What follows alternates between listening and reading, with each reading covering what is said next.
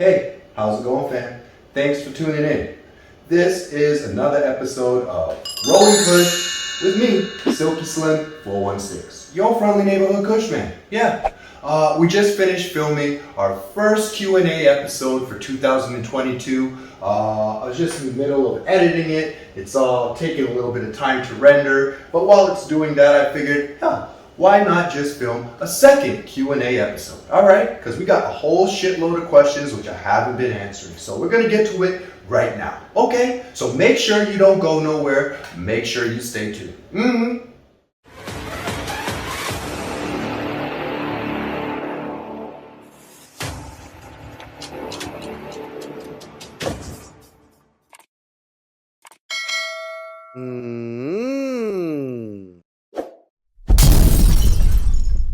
Okay, welcome back, fam. As I had mentioned, we are rendering and editing our first Q&A episode in the background here, but I just don't got the patience for this. I just figured, let's just get straight to it and answer these questions. All right, so I did jot down a few of these questions just so that I could get to them. All right, so once again, it's been quite a while since I did a Q&A session. I haven't answered any questions or responded to any comments in about 7 months. So we're working backwards here, okay? So we're gonna deal with all of the questions and comments from furthest back, and then we're gonna work our way forward, okay? So with this first question, it comes from our friend Grownish, okay? And this was from 7 months ago. Please forgive me, Grownish.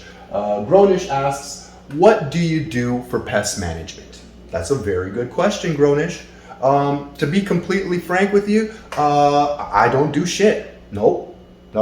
I can't find myself doing all of these tedious tasks and going in my tent and searching for it. I just don't do shit, okay? I let the environment in my tent do everything for itself, okay? That might sound kind of silly, but for what it's worth, I just try to ensure that I have clean air coming in and all of my hot old air going out of my tent, ensuring that there's proper air circulation. I have 2 rotating circular fans in my tent. I also have an exhaust, and I just try to make sure that my plants are defoliated and that they're properly spaced apart so they have enough room to grow. And all of these things in combination, along with temperature and humidity level, they just make everything work perfectly so that you don't even have to be in your tent dealing with pests and bugs. But like I had said, sometimes you just gotta roll with the punches and shit happens sometimes, all right? So even though I try to keep my grow environment clean and try to make sure that everything just does everything itself and I don't have to be bothered,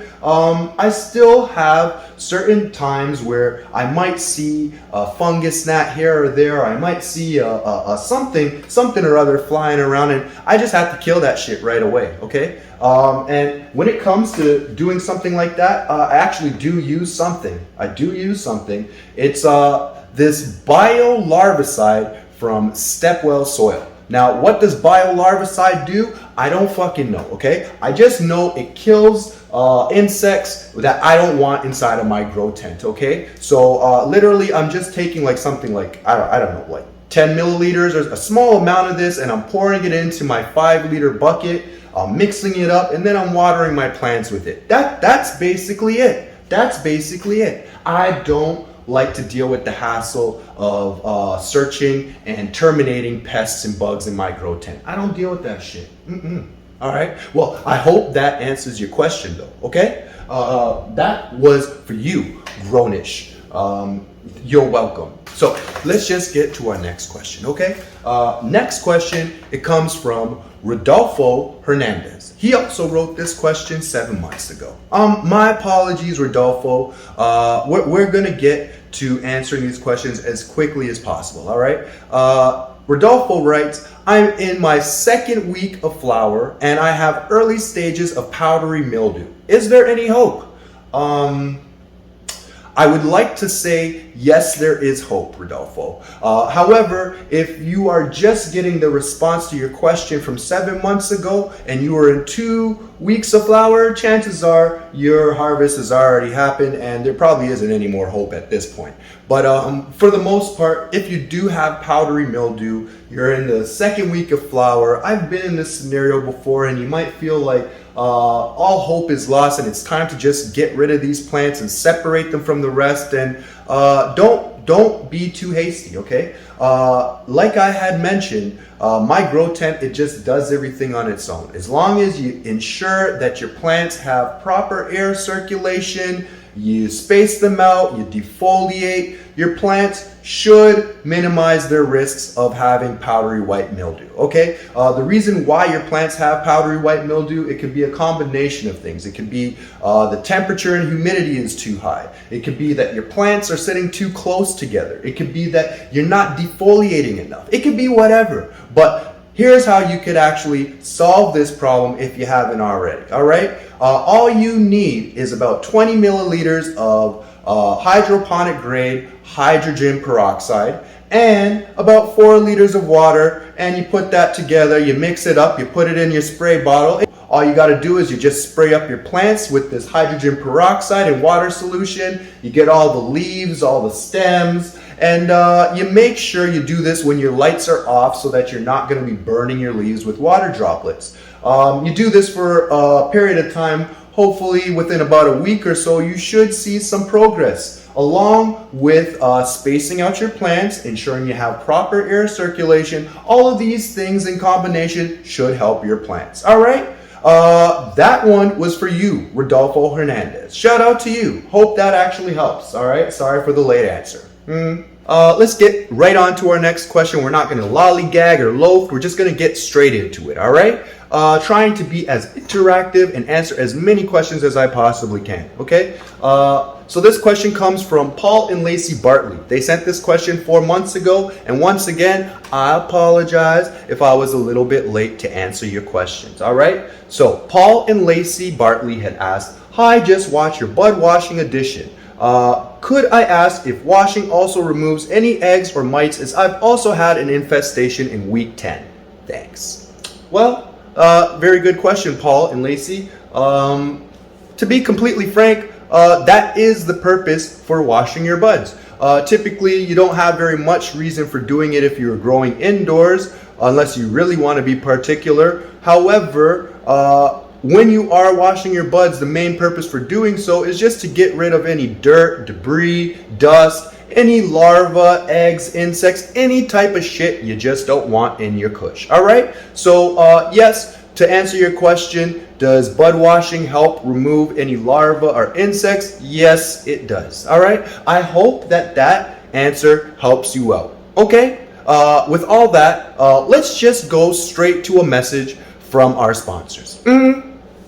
Woo! Hey, are you looking for some high quality budget LEDs? Well, came to the right place, fam. Let me tell you all about Viparspectra LED.